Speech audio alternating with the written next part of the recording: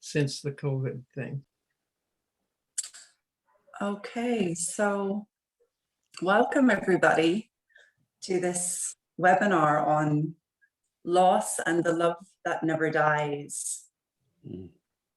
For those of you that don't know me, I'm Grace Kelly, and I'm joined today with two of my favorite people and two people who have also been mentors to me in my life and in my career, Dicken and Mavis Karn. And I wanted Dicken and Mavis to join me today because much of what I've been seeing since the death of my partner on December 5th has really awakened in me the truth of what I was learning from Dicken and Mavis. I think up until I had that experience of loss, and a very sudden loss, an unexpected loss, there was a level of understanding that was perhaps intellectual. I knew I could handle challenges, but I guess the challenges that I thought I was able to handle were all sort of things that didn't touch the heart. Things like business, things like financial, things like location and vocation. And so when my partner Francesco had a sudden heart attack in December, I was quite surprised at just how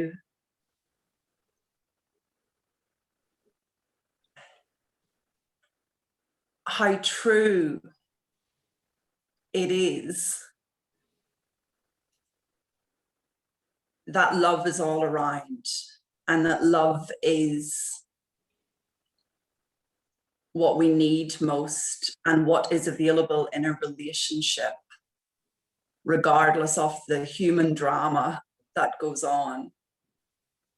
And so the feelings of love that I have lived in kind of shocked me in the last number of weeks and couple of months. I'd even say sometimes I felt a little bit guilty at how good I was feeling, or sometimes I'm feeling, because I just didn't expect that in the face of such tragic loss, that any of us could feel good, that any of us could experience love in a new way, in a bigger way. And I've shared very openly with many of you, you know, those of you that are part of my community, it's not like Francesco and I had this perfect relationship. I had a lot of hesitation and procrastination and sort of swinging left and right on what to do next, and whether to get married and whether to stay together, and whether or not I was in the right place with the right man at the right time. And all of that now, as I see it, all of that kind of relationship doubt or drama or questioning just looks like getting lost in thought to me, and how innocent that was. And yet this love that was underneath was always there and is still there. I've shared with many of you just the miracles of love that have shown up in my life, which has really taught me that just because he's gone physically really doesn't mean that he's completely gone. Sometimes I'm even having a joke with him. Why couldn't you have been this quick at doing things when you were alive? because it seems now he's just able to fix things and deal with things that help me in a really well, in a really quick way. So I feel very touched that even though at times I get low, and there's a couple of times I have really fallen, and when I think about not just losing the love of my life, but also now losing, you know, the life that I once knew, my life, nothing looks the same, you know, kind of thinking about it the other day, losing my connection to my town that we were living in, leaving behind the home that we were living in, now living and here with his parents and being looked after for a while. There was just a lot of loss all at once. And what's really helped me, or what's really been very important for me to see as a second piece to this experience, is even when I'm really, really low, it's a feeling of grief and loss without fear. And I didn't know that was possible. It was only when I was listening to an interview with a woman who'd lost her fiance 20 years ago, and I heard her story, and I heard the tragedy that happened to her, and I also heard where she was 20 years later, that I realized, wow, that could be me if I didn't know what I know. If I hadn't had a grounding and understanding that all feelings are love in disguise, and that if we allow an experience to flow, we can handle anything. So I would describe my big lows and my tears and my grief as a little more gentle, as a result of not getting stuck there, as a result of knowing that's temporary, and without a second layer of suffering called fear or panic.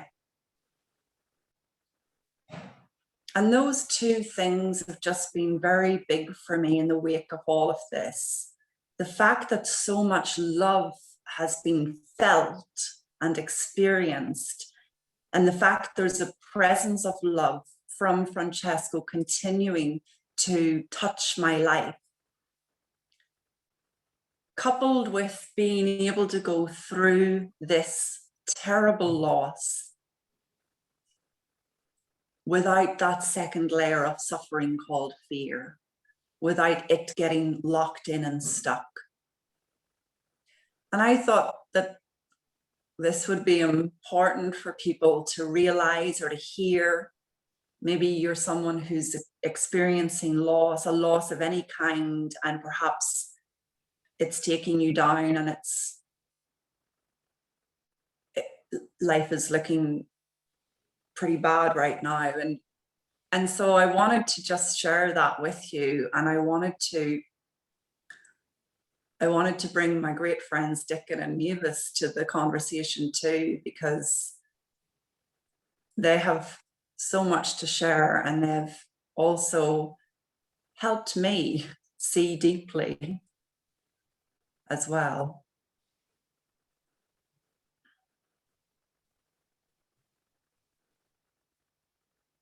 Hey, Dicken, I don't know about you, but I can't top that. Boy, that really was so rich. I loved what you've been seeing, Grace. Yeah. Very, very much.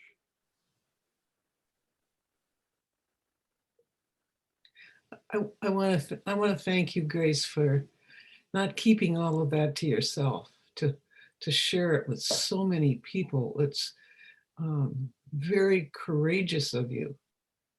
And what a service in the midst of all that up and down and up and down, and that you're willing to share it with people. I for one am grateful for that. Thank you for that. You're welcome.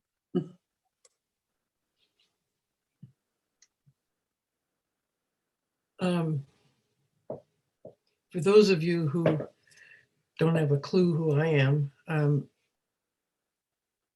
I've spent the last 40 some years passing on the best information I ever got in my life to whoever might be interested in it, and that information being kind of what I call divine engineering, the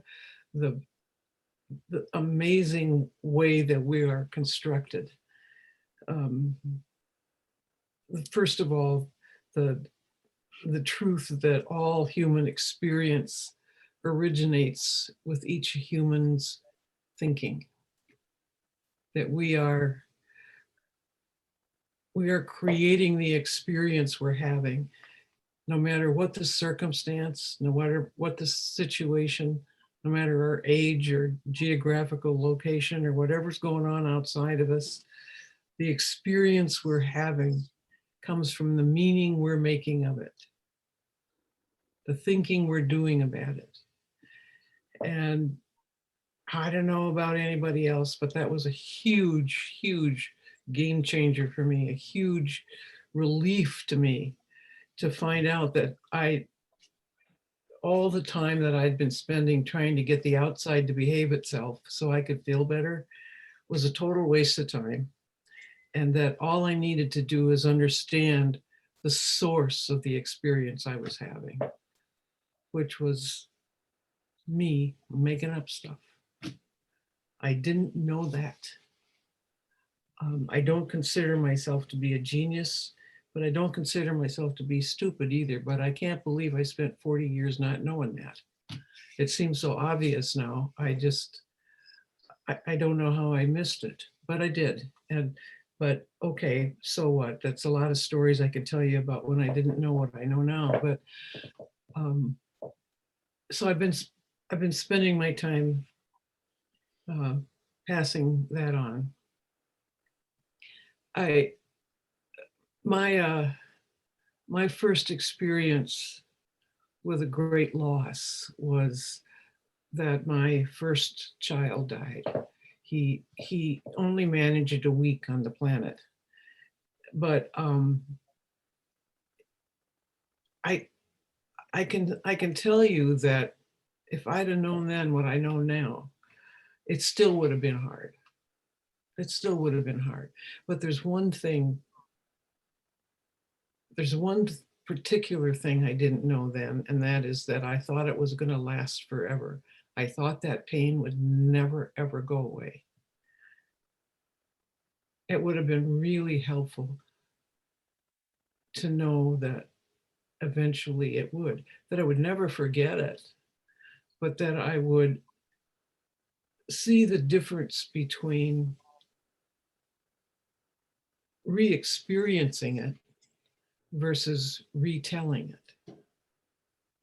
That it turned out to be an experience that I could use in my work and with other people that had lost children, because as far as I'm concerned, if you've lost a child, you have felt the worst you're ever going to feel. And I didn't know that then. But it turned out to be true. And that was many, many, many years ago. That nothing has compared to that pain. And so to be able to use a memory to be in service to someone else is a good thing. And you all have experienced that. You all have. You have all had memories of things that you've shared with people, and it helped and softened their blows, didn't it? It helped them know somebody understands. So that's what Grace is doing. Grace is taking a memory that's very, very fresh and using it to be of service to hundreds and hundreds of people. We are all capable of doing that.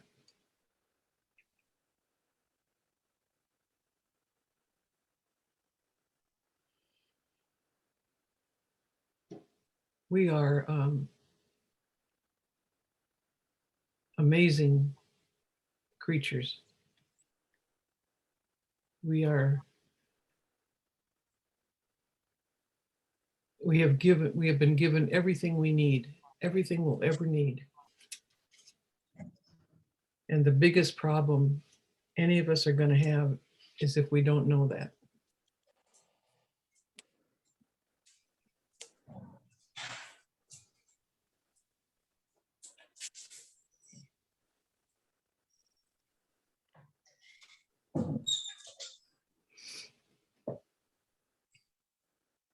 Can you say a little bit more about that, Mavis?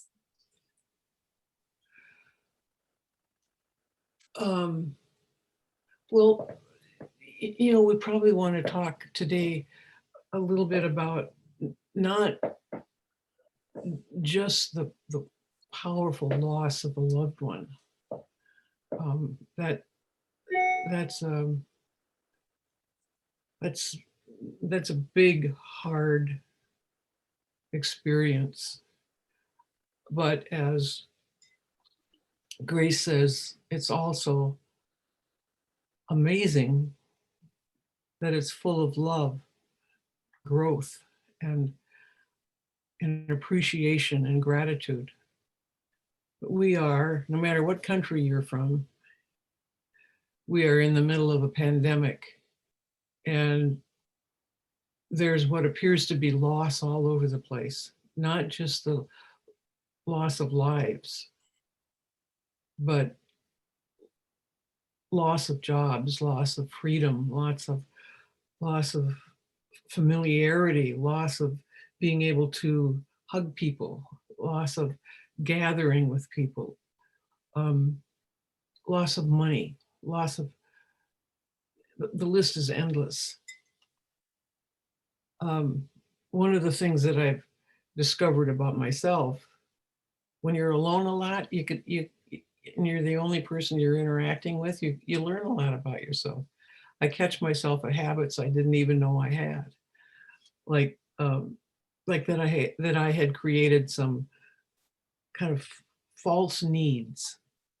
Like I thought I needed to be able to get in my car and go wherever I wanted to, anytime I wanted to. And turns out I actually can do that, but it's a really bad idea to go anywhere you want to right now. It's a really bad idea.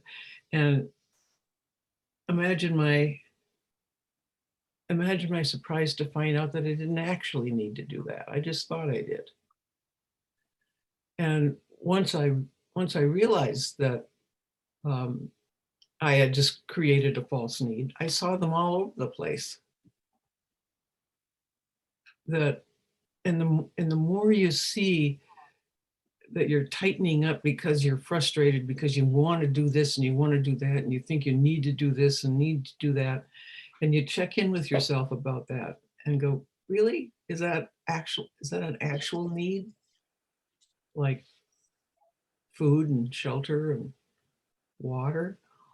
Or is that a really strong preference, a really strong desire or like, or that's different than need? And do we really need things to go back the way they were? Because they're not gonna. But that's true of every moment. you can't go back to any moment. There is only now. And now that's another now. Now it's a different now. Now it's a different now. You can't go back. The only thing that I know of that is constant is change. You have never lived exactly the same moment as any other moment, ever, and you never will. Everything is always changing, always changing. And if we realize that, we make peace with it. And we see, like Grace is seeing, that you can be in the middle of this, whatever this is that's going on, but you can be relatively fearless. You can. That, as she says, all our emotions are love in disguise, including fear. Fear is a sensation that lets us know we're using our thinking to frighten ourselves. And we weren't given thinking so we could do that. It's the misuse of a gift. And isn't it handy that there's a sensation that lets us know when we're misusing it?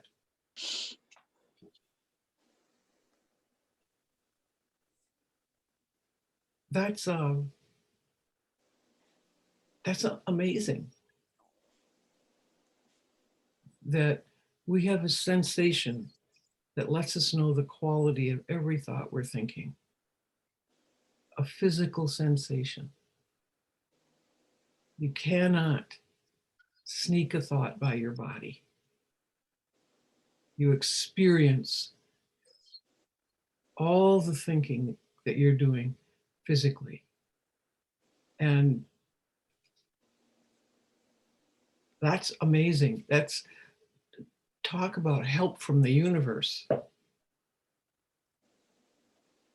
That you're always being guided as to the quality of the experience you're creating.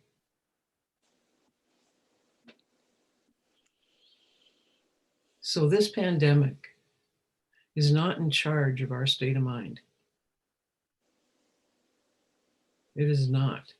It just looks like it, doesn't it? And we can prove it is. Well, I didn't feel this way before the pandemic, and I know I can't feel the way I want to feel until it's over. That feels true, doesn't it?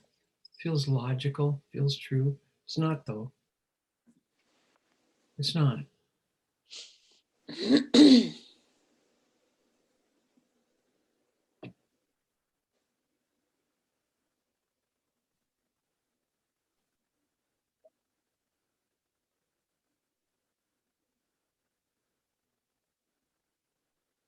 What's up, Dicken?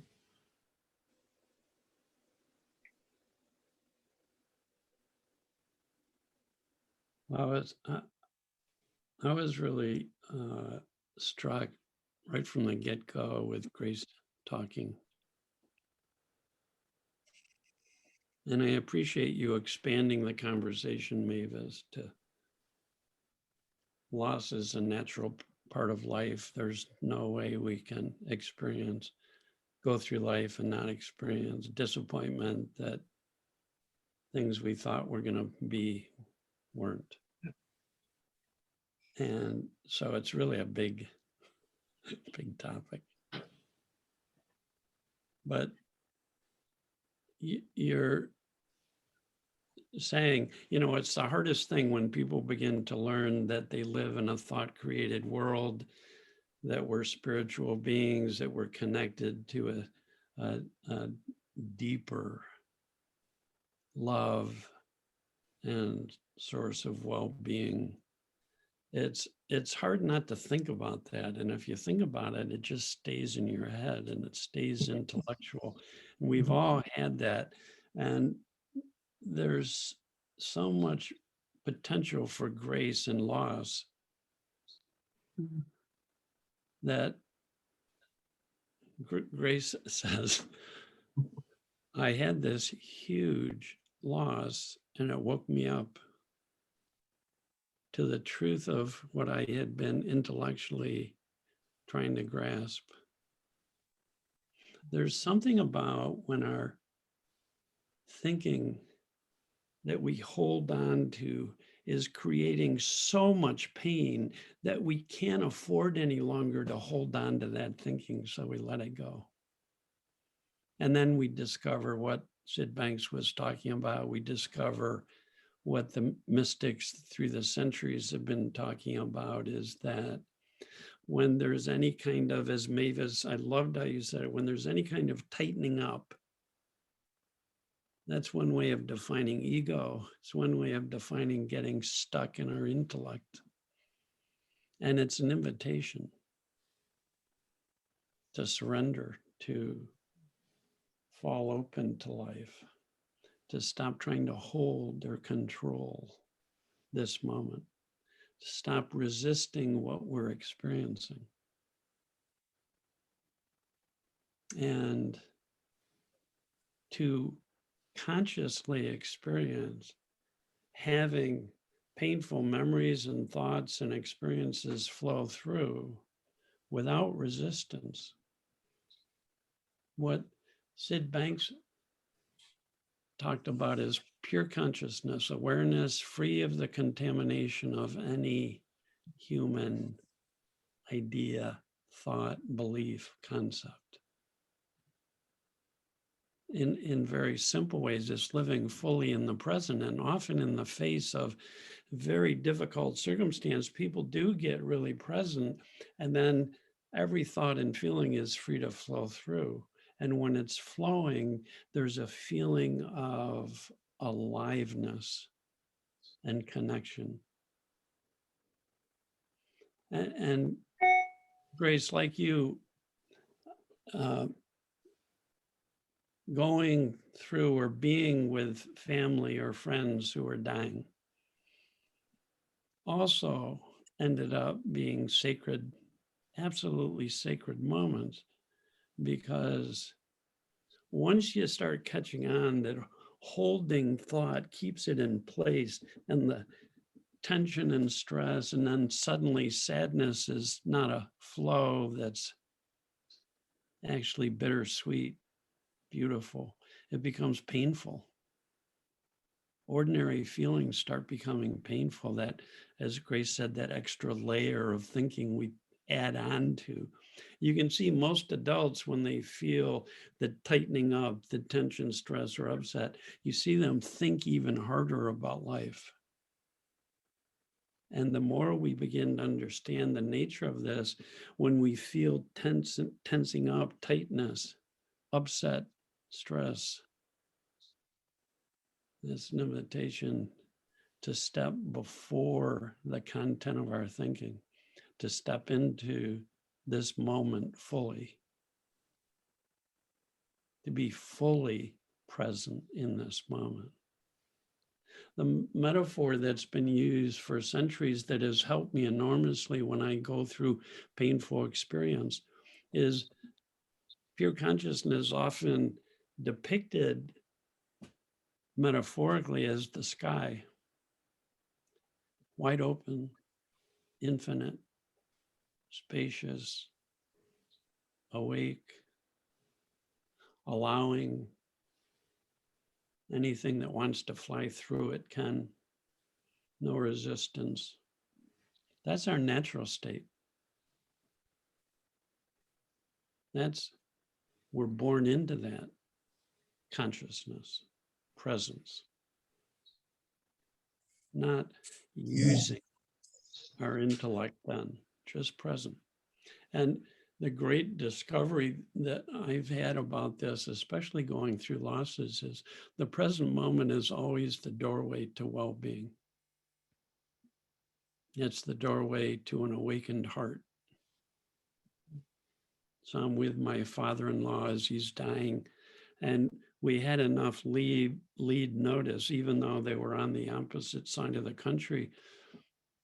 My wife was there, my daughter, her husband, their young son, my son, were all there. and we were around his bed, and I had spent several days just being with him and seeing that when I'm thinking about myself or what's happening or what I'm experiencing, it would become tight again and uncomfortable. And that when I was fully present to him, there was a freedom in that, and everything flowed. Everything flowed. And 1 minute, like Grace talking about being surprised by how good she felt at times, at sometimes just feeling such gratitude and such love and such uplifting experience in the face of this dying process. And then other times, just waves of sadness would come through, but it would be like a wave on the ocean. It just was natural. It just flowed through when it's not turned into a story. So to experience life without story is to live in our hearts. And then even in the face of the sadness coming through, I felt the love for my father-in-law. And a nurse would see my tears and go, "What's the matter?" Thinking there was something wrong, because often people associate grief with thinking, tension, painful, which it can be. And I've experienced that too. Nothing wrong with that. But there's also a grief that's just the natural flow of life experience. And how fortunate are we to experience that, because then that becomes sacred, embraced, heartfelt. That becomes heart. That was where I had this powerful insight that any feeling we have, when we have no story about it, we're like babies, and it's just free to be and free to flow. And there's a beautiful feeling to that that's indescribable. The feeling of being, feeling of aliveness, the feeling of presence, the feeling of the now. To me, that's what love is. And it's unconditional and embraces sadness, anger, hurt, upset. When it's free to be, it's just energy moving. No judgment. The Dalai Lama says love is just the absence of judgment. No judgment. Oh, this is good, this is bad, I shouldn't feel this, I should be feeling this, what's wrong with me, why am I? All that thinking is just made up story, as Mavis was talking about, made up judgments.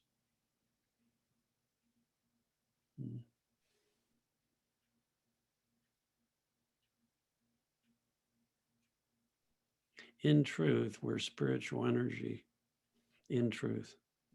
And energy has two main qualities: absolute stillness, no movement prior to any form. And the other character is movement. Energy expands, the whole universe is expanding. When we're caught up in thought, there's a contraction. When I fall open to my experience in the moment, whatever I'm feeling starts to expand and open. That's why I had this insight that every feeling is love in disguise, is radiance, is light. But for our thinking there's something wrong. Sid Banks says, but for our thinking, we're enlightened beings just as we are, no matter what we're feeling and experience.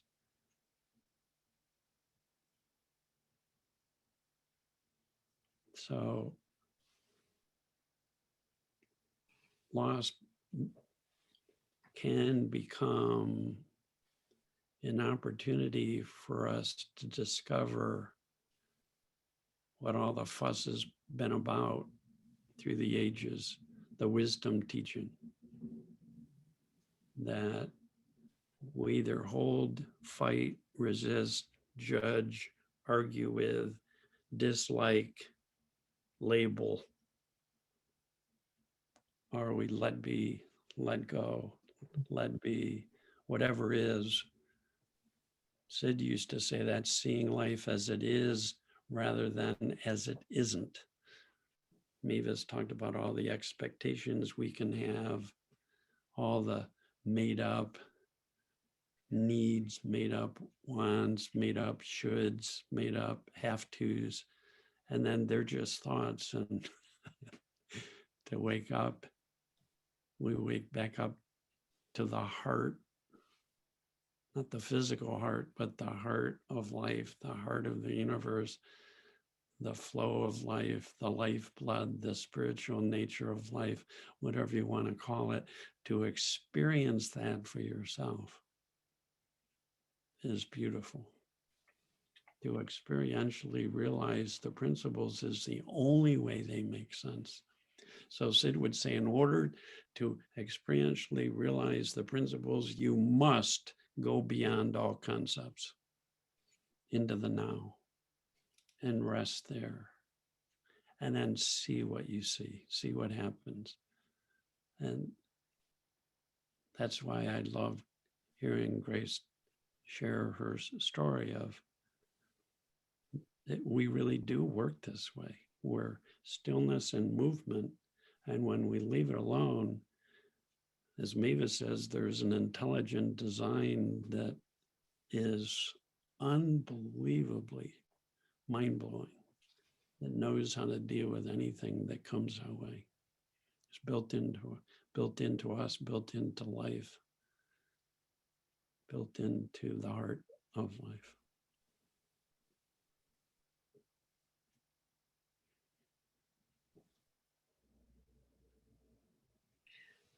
Many years ago, I did a project where I taught this understanding to kids in prison. And I was cleaning out some files the other day, and I ran across this talk I'd given where I told this story about this one kid. And he'd been in one of the classes for several weeks. I went to the prison every Sunday for 2 years, and he'd been in there for several weeks, but he never said anything. And I kind of wondered if he was just blowing us off or not paying attention or what, but they weren't required to say anything. So, but one Sunday, he showed up for the class and he was just lit up. He wasn't saying anything. He just looked amazing. And I said, "Whoa, what happened to you?" And he said, "Well, this week I realized something." He said, I realized that I can be free even before I get out of prison. That's not bad as far as insight goes. That'll do, huh? You can fill in the blanks. I realized I can feel free before the pandemic's over. I can feel free before everybody treats me the way I think I should be treated. I can feel free now. I don't have to wait for anything. Doesn't mean I'm going to do that, but I am capable of that. I am built so that that's possible. And when I remember it, that's the way it'll be.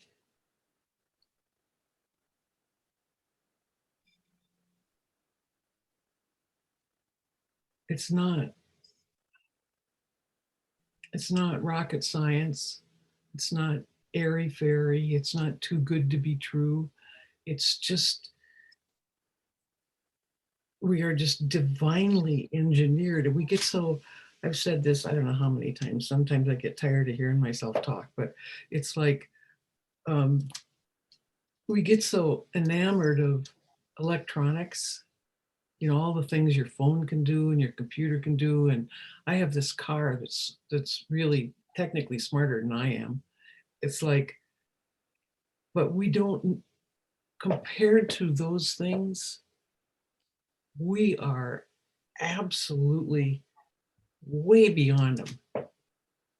Way beyond them. We have so many apps we don't even know we have. Like for instance, we are not in charge of what comes into our head, but we are completely in charge of our attention. Isn't that amazing? Nothing gets to decide where our attention goes. We do. The amount of it, when and where, how much, it's like, we get, right now, we're all looking at something. And if we want, we can look at something closer or we can look at something farther. And we change the aperture in our lens in our eyes with our attention.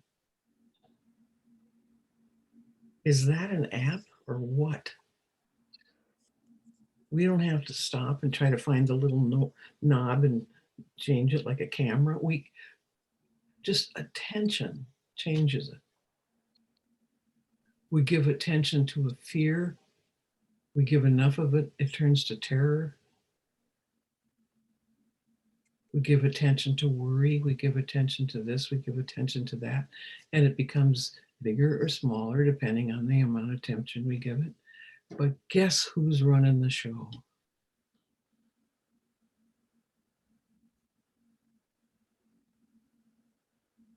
That's no small thing. That's amazing.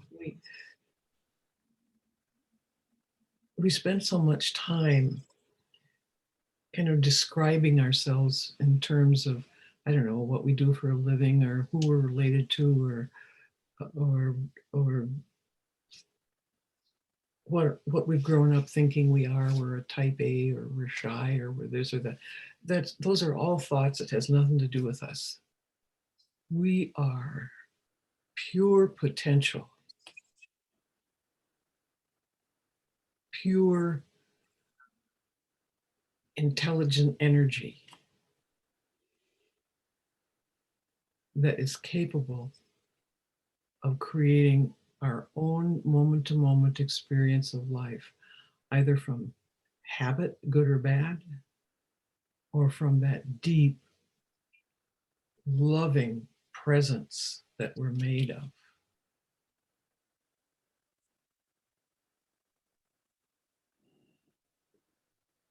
That's not exactly junk. That's astonishing that all of that is into our creation. That's all taken care of. You don't have to earn it. You don't have to accomplish it. You don't have to find a sale and buy it. You are made of universal intelligent energy. And there's nothing lacking in that.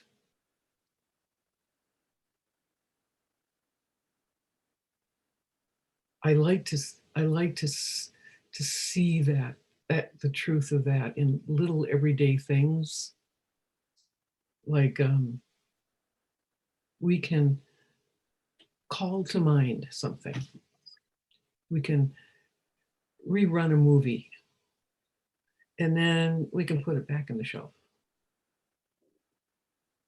We can have a thought that we've never had before. So it didn't come from our memory. Where did it come from? I actually don't know the answer to that. I just know that we are made so that we can have a thought we've never had before. Now that is good news. I would hate to be stuck with only the thoughts I've had and then try to juggle them around to make them fit something that hasn't happened before. We can have a thought we've never had before, and it will be what we needed at that moment.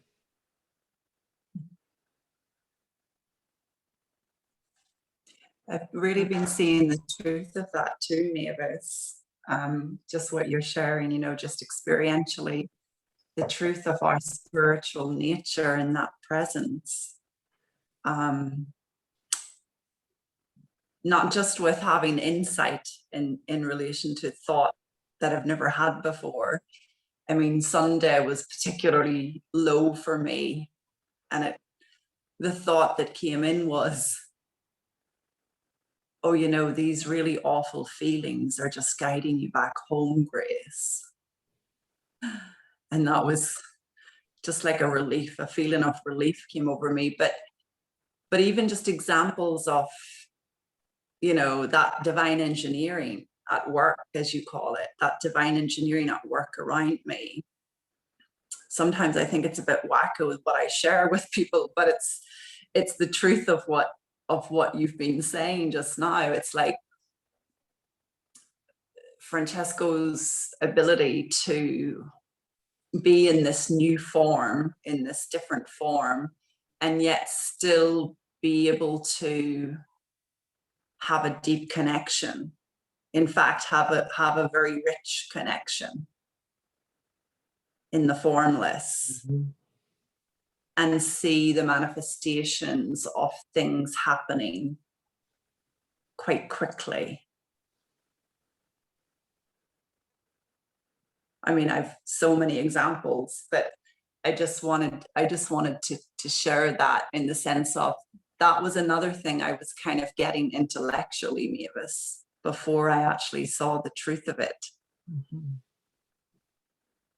That we are the intelligence, and that it's, even when they're gone, the intelligence is still available to connect with. He was so good at fixing things, Mavis. He was so technologically orientated. I'm sure he helped you and I a couple of times. Send him over. I need him. Yeah. So now I just call on his expertise in those areas, and just, you know, it's a quick manifestation of that. It's really quick help. And I didn't know that was available. I didn't know that level of support and intelligence was available beyond the person's physical presence with us. Yeah. And often it's a thought coming into my head of what to do, or what to say, or who to call. So sorry, I just wanted to share that bit, Mavis. Yeah, 'Cause, you should really be sorry about that. Yeah.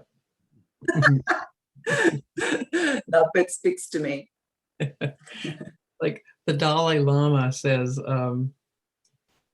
everybody dies, but nobody's dead. Mm. And I get that. That energy doesn't die. Changes form, but it doesn't die. So in my world, that's the love that has nothing to do with personal affection, preference. It's that perfect love that all life is. That we are that. That is the cloth we're woven of. And that doesn't die. So when you feel, Francesco, or you feel like, my mom has been gone for, I don't know, what, 15 years now, but every once in a while I feel her. And I don't know how to explain that, but I do know that the love that never dies is the oneness of everything. That we're all connected to everything. And that oneness is, you know, a little bit ago, Dicken mentioned having tears flowing. And I just think the gift of being able to cry is one of my favorite gifts, because it makes room. I don't think there's a day that goes by that I don't tear up, if not cry about something. And usually, sometimes it's sad, sometimes, but usually it's just that I just get filled up with with so much, all I can call it really is love. I get filled up with it, and there isn't any room for anymore. And so I cry, and it like makes space.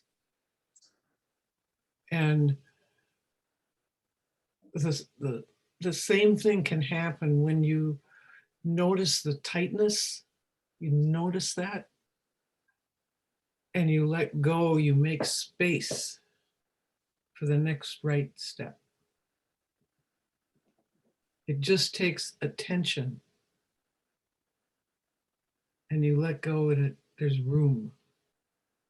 There's room for whatever's next. It's like you instantly clean the attic, and there's room. That's not magic. That's divine physics. It's like we can intellectually know things, but not understand them. And we can know things that we'll never be able to explain intellectually. So everything's covered. You need your intellect, you have it, but you also have that deeper intellect that's got your back. You just let go of trying to figure something out, and you make room. You got to admit that is an amazing app.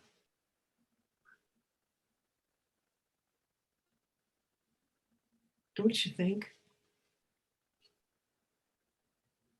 I mean, just who thought that up?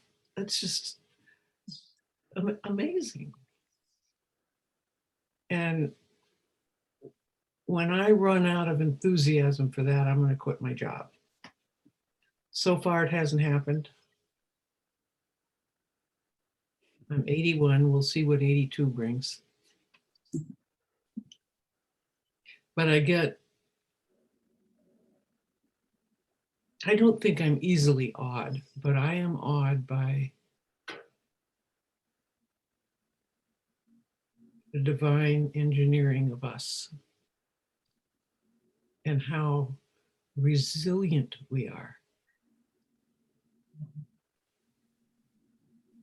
How we can come through the most god-awful pain and experience the deepest love and appreciation and gratitude for nothing in particular.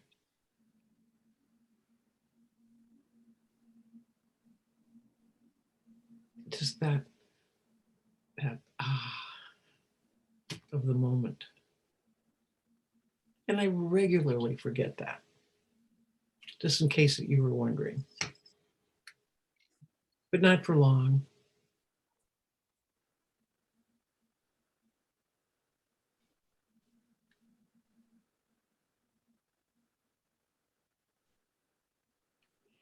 I'd love at this point to open it up to questions people have. We have another half hour, and Excellent. we'd be glad to respond to anybody's questions. And I might suggest that you just unmute yourself and come on if you have a question. Yeah, that's easy. I have a question. Hi, Grace. Hi, Karen. Totally, I'm with you on everything. It's just that I have had a recent experience, and there's an element of it, and I haven't had this feeling in a long, long time. But there's an element that beyond what you've shared, that about thought, that I feel I'm, trying to flow with it, but I feel it's hormonal. That it's not, I can change my thought, but the feelings, I just have to go through the time it takes to get to the next wave, so to speak. But it's, I don't know, do you think that that's so such a minor part of it that it's relevant? I'm very sensitive and I'm feeling so much love that and when suddenly it gets cut off by another person for some reasons that I can't understand, and I'm in the height of it, it just feels very hard to just let go all of a sudden. So are you talking about getting reactive to someone? No, I think it comes from within me. I don't think it's maybe a little bit. It's partly that, but I think there are also hormones, especially for a woman when she loves. And I don't think it's negligible. And I wondered how you fit that into when you said it's all thought and we can choose to think otherwise. Because I'm very accepting of what's happening inside my body. I don't feel divorced from it. I feel at one with it, and that's part of what I need to flow with. Well, I can take a stab at this. I remember about 100 years ago, there were certain times of the month when I turned into a homicidal maniac. And it would have been really handy to know about thought then. I didn't. It would have been handy just to know to shut up and don't make any decisions for a few days here. So if that's what you're talking about.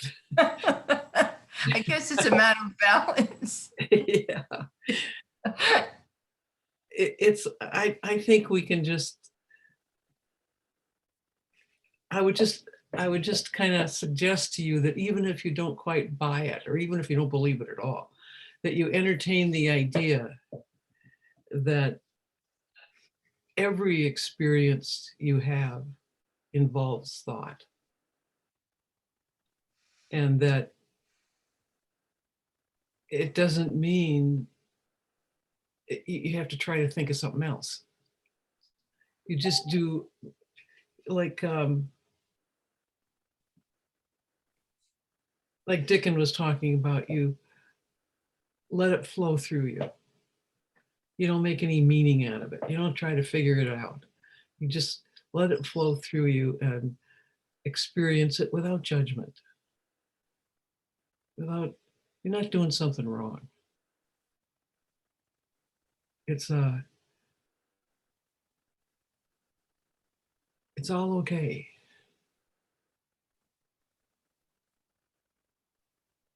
Is that Yeah, that helps. okay? Thanks. Thanks for asking. Mm-hmm. Mm-hmm. Thank you, Karen. Yeah, thank you. Anybody else want to come on and share or ask a question? I like the feeling that there is right now. And I too had a son who died. And I was living in the Netherlands at the time. I'm Canadian. I'm back in Canada. And I had a deep knowing that he died so I could know that I could love. And over the years, I was wondering, did he die for nothing? Did I learn the lesson?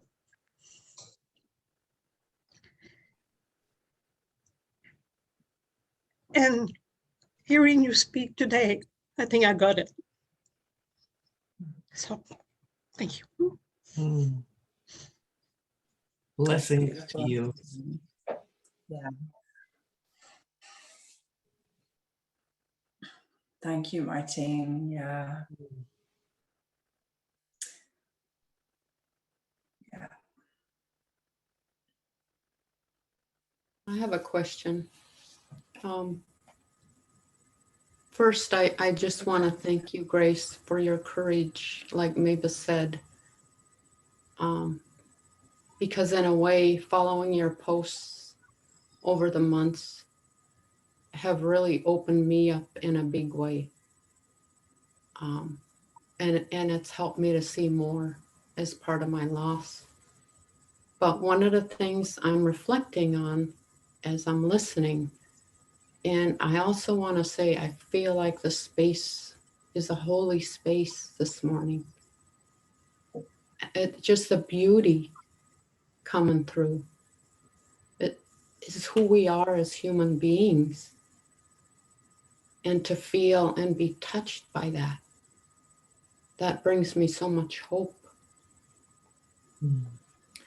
I'm thinking about the loss. I come from a culture where there's been a lot of suffering and generational loss.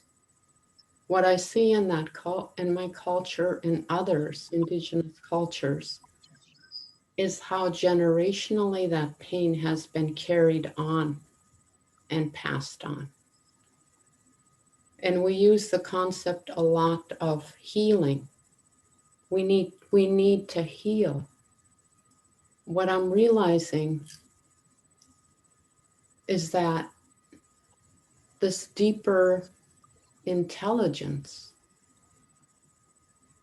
has kept us whole and complete. There was loss, but we didn't lose ourselves. And so I'd like to hear more about this concept of healing, the concept of we need to heal versus the process of the natural unfolding of healing. Well, Karen, you and I have talked quite a bit, which has been a blessing for me. I'll just say it a little bit, then just let whoever else wants to talk. I'm not so sure it's about healing. I think it may be about understanding we need to quit wounding ourselves, re-wounding ourselves. That's how it gets passed on, that we don't realize that that's what we've been doing. We've been opening scabs so they can't heal. I think I can't do anything about the wounds that have been inflicted upon me by myself or others, but I can quit wounding myself. I can quit that. I can notice when I tighten up and start to do that and say, no, no.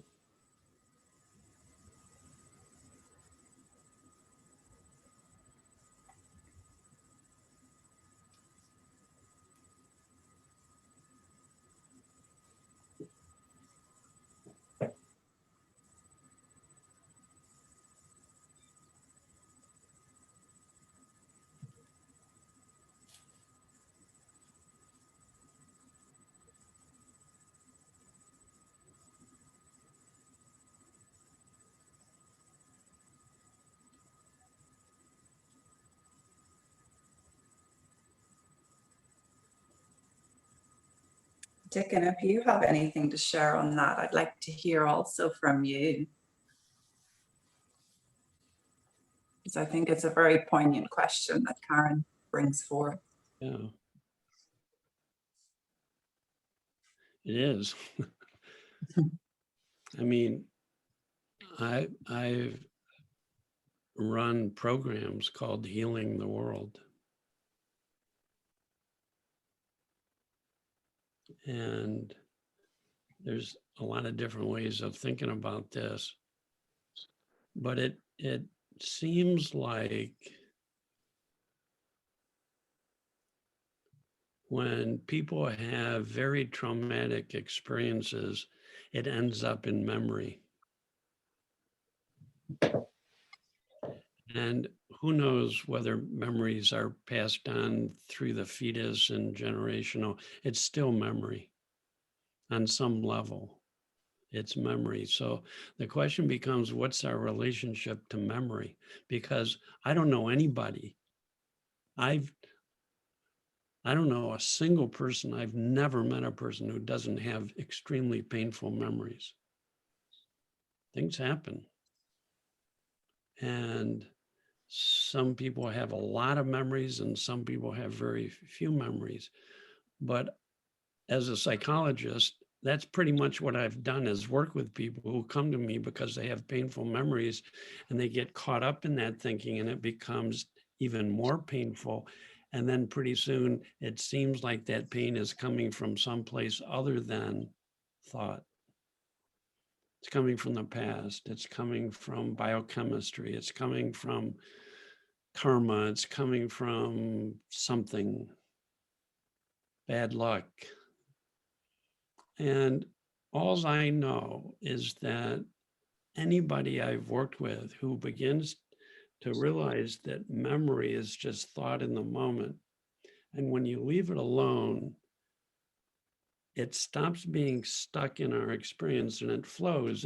And when people have painful memory come back up, either they think into it and it gets more reinforced and stuck, and then it seems bigger and bigger and bigger, or that memory comes in and the tightening happens and they leave it alone and it flows. The next time that memory comes back, it's not as painful. The next time it comes back, it's not as painful, and then it doesn't come back. And that's how people get over trauma naturally. It's built into life. It's the psychological immune system that's part of this intelligent design, this incredible design of the universe itself. And so I call that healing, being less and less influenced by memory, being less and less gripped by it, paying less and less attention to it, as Mavis says. We get a choice whether we pay attention to that thinking experience, or in the present moment, we're not paying attention to anything, we're wide open. And when people are wide open, memories flow. And when memories flow, they lose their strength. And over time, like I saw my son was hit by a car, and people at the scene thought he was dead. He was thrown 44 feet, 9 years old. After he got out of the hospital, thank God, he survived his injuries. He healed. Eventually, he got out of the hospital, out of intensive care and the pediatric wing for a while. After he could walk, I offered to take him to have his absolute favorite submarine, foot-long veggie submarine sandwich. That's what he wanted for Christmas, to tell you how important that was to him.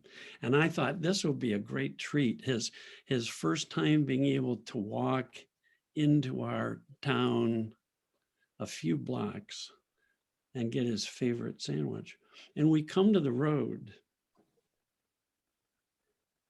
and there's a stoplight and the light turns red so that we can cross. And I'm halfway across the road and realize he's not with me. And I turn around and come back and he's standing on the corner still. And I say, Ben, what's going on? He says, Dad, a car's coming. It was like 3 miles away. I said, okay, we'll wait. See, that's memory. That's memory coming back.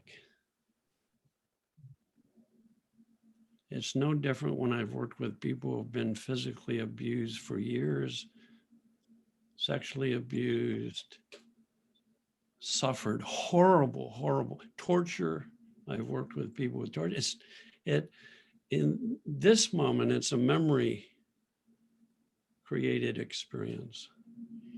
And so deepening our understanding of the nature of thought and the power of the mind and the built-in innate capacity for healing and that if we leave it alone and let it flow without judgment and resistance, it loses power. And I saw this happen to my son.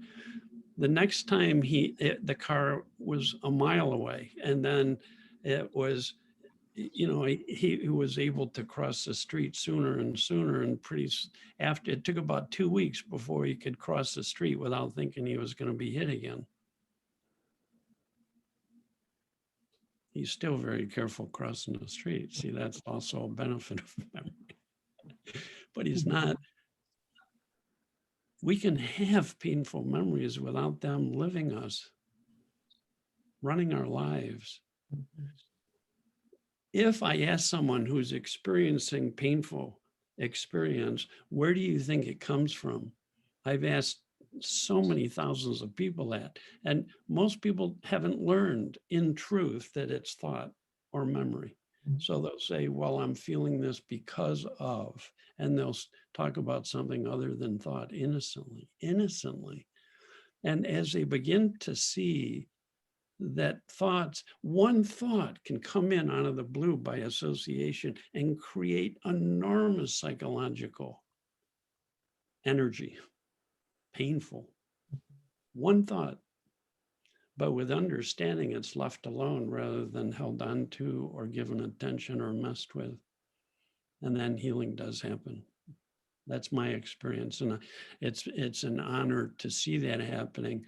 And then to begin to have an understanding that as we change our relationship to memory, it's not only helping us, it's helping the whole world, and it's helping the whole world or a whole community or a whole group of people or a whole family to begin to have hope and begin to see the possibility of being healed from the most painful of memories.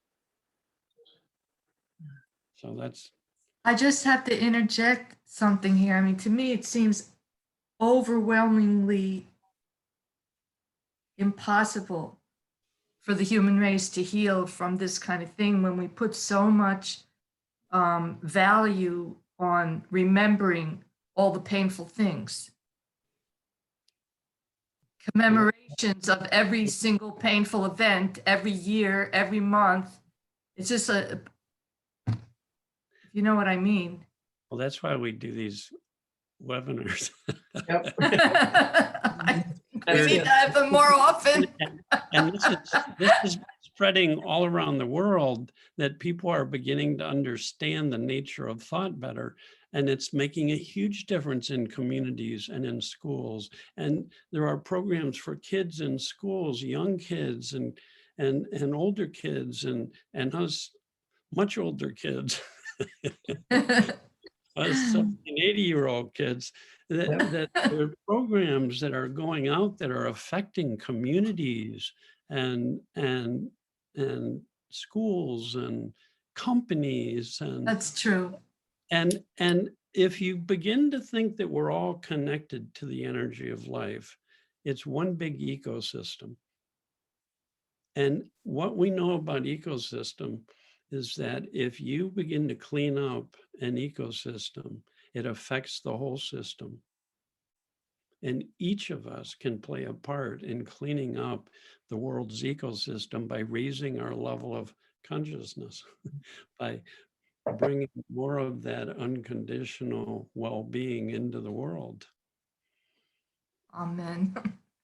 So that's the only, that's my hope, is that love is going to win out over misunderstanding, because that's all it is it's a misunderstanding that's been around for centuries about the true source of life and experience.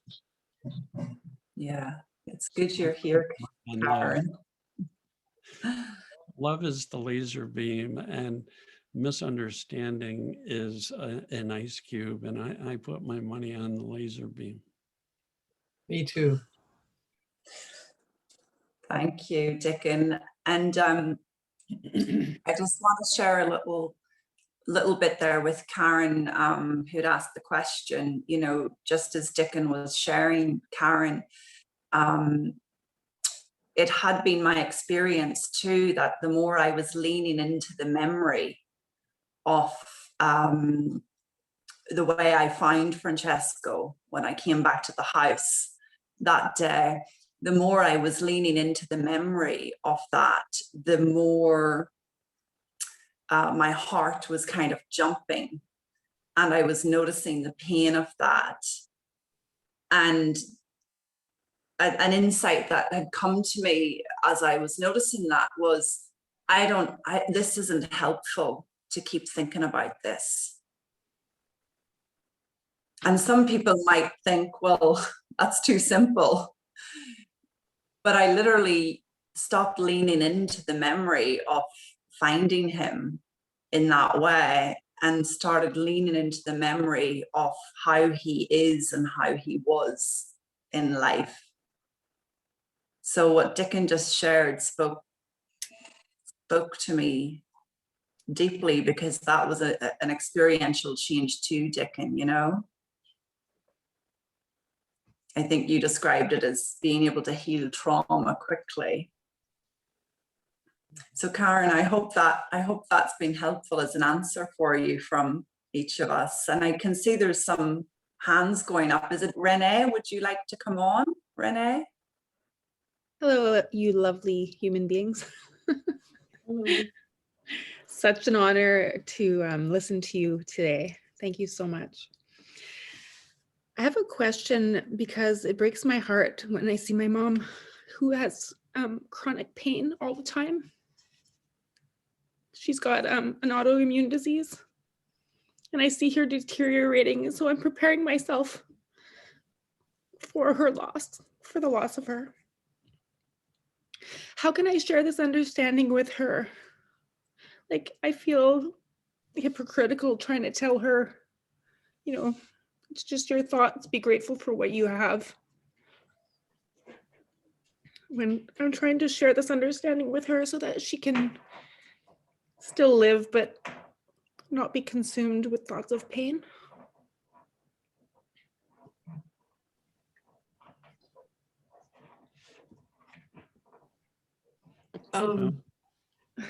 Yeah, go ahead, Mavis. Are you scared?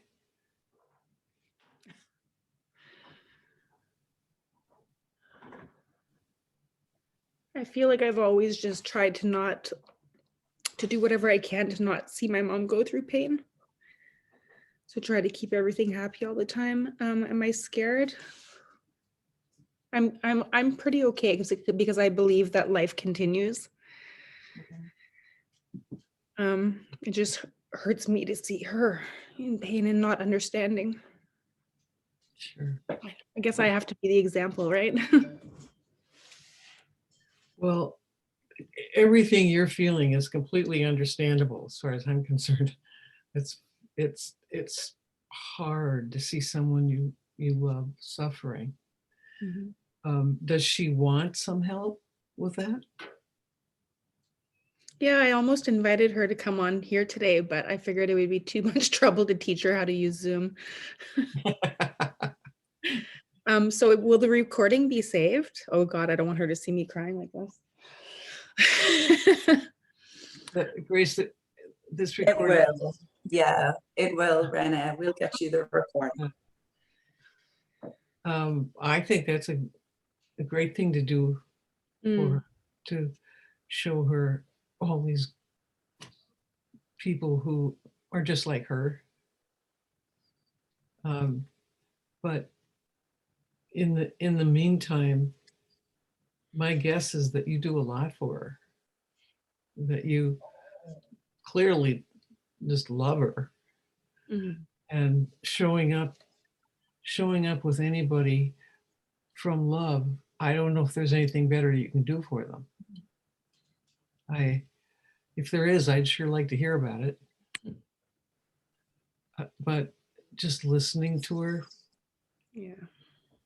just listen with no judgment or. Yeah, I was trying to fix her, trying to get her to not feel pain by dropping thought. Yeah, I think if that was going to work, it would have worked by now. You think? But I know that there's love behind whatever you're doing. And that's the power. Just that. To show up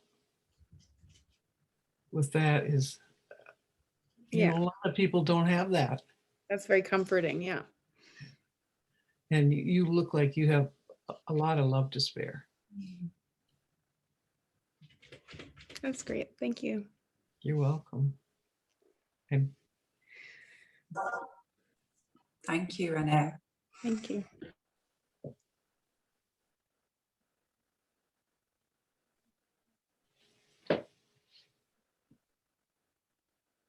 Catherine Annes, you have your hand up. Would you like to come on? I think we have time for maybe 1 or 2 more questions.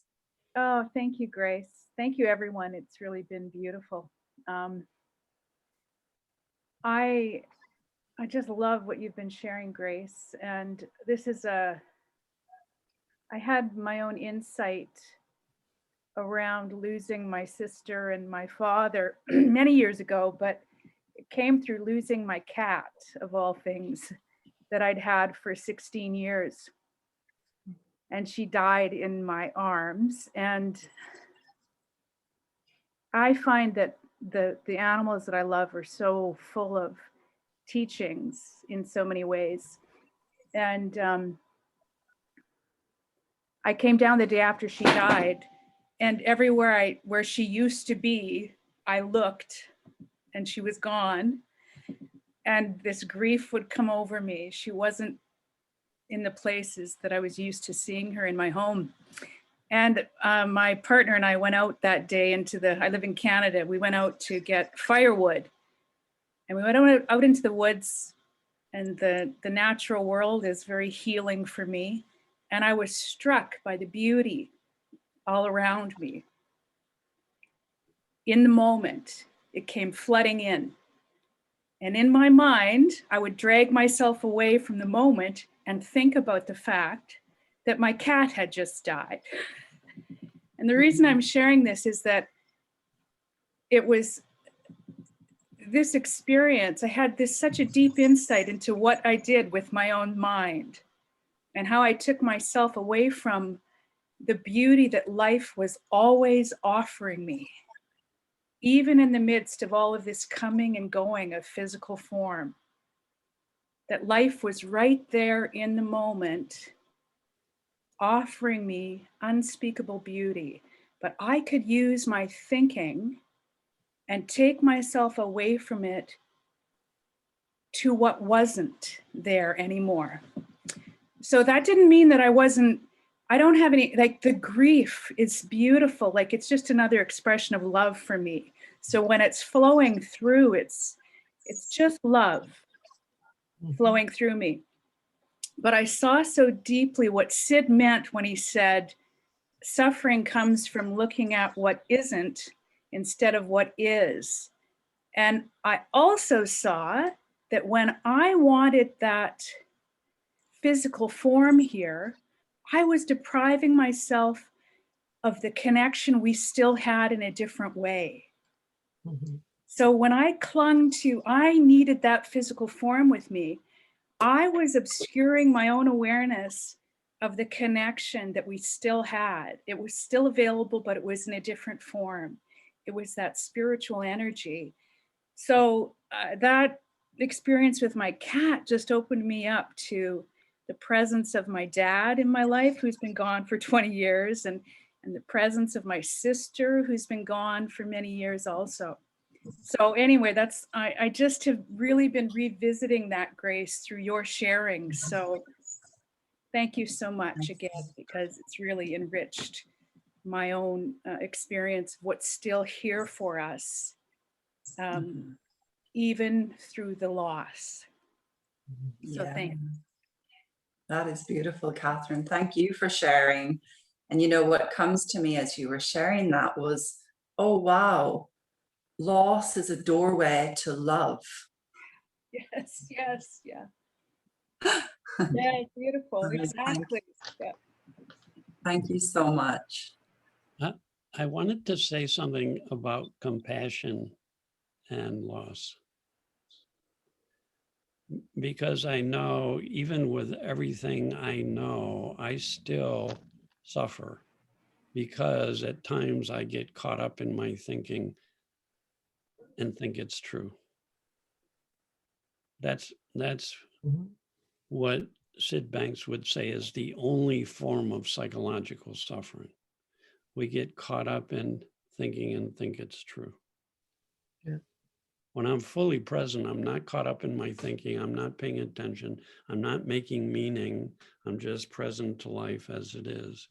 But I just want to say, I don't know anybody who doesn't get caught up in their thinking. So there's nothing wrong with that. There's no judgment around that. I see at times my wife gets caught up in her thinking, my kids do. And I used to get annoyed or bothered. What's wrong? It's just thought. You should know better, kind of thing. And then I started seeing my own judgments around that. And so compassion for me is recognizing that we're all thinkers, and at times we're present and then our well-being comes forward. But at other times, we're caught up in thinking about something or believing. One thought that we hold on to and believe can cause a lifetime of suffering. I'm no good, I'm unlovable, this shouldn't be happening, I can't stand this, what's wrong? One thought believed, all right? So that's how we suffer. So compassion is the ability, it's like forgiveness, it's letting go of judgments that happens for people and having understanding or compassion that that's going to happen, even anybody, anybody. And so I can be with people who are caught up. And when I have compassion, I know just that alone helps them. Just that alone. I'm not trying to help them. I'm not trying to fix them. I'm not trying to get them to not be caught up in thought. I'm just present in this feeling of compassion. Or the hardest one has been for me to not be judgmental of myself when I get really caught up and judgmental. And I'm learning what it means to have compassion for myself when I get caught up and to let it go and not hold the judgment around that. So I just wanted to add that to our discussion because I don't want anybody to feel bad about feeling bad or to feel bad about getting caught up at times or seeing people you love who get really consumed by thinking, and you come back to understanding and you'll have compassion. So Sid would say we get quiet and either we'll feel love or compassion, love or understanding. I'm so glad you added that, Dicken. Thank you. Me too. So important. Yeah. And this is a place where we finish today. It's just been great to be with you all. And we hope that this conversation has been helpful. It's been very important for me personally to share and to bring a group together who hopefully will be experiencing loss a little bit more gently or a little bit more gracefully after this conversation. If you would like to go deeper in any way, there is an opportunity to contact Dicken. I know, Dicken, you do consulting and coaching. Would you like to share your email, Dicken, and then I can share myself and Mavis? Yeah, before I share mine, there's a beautiful website, www.sidbanks.com.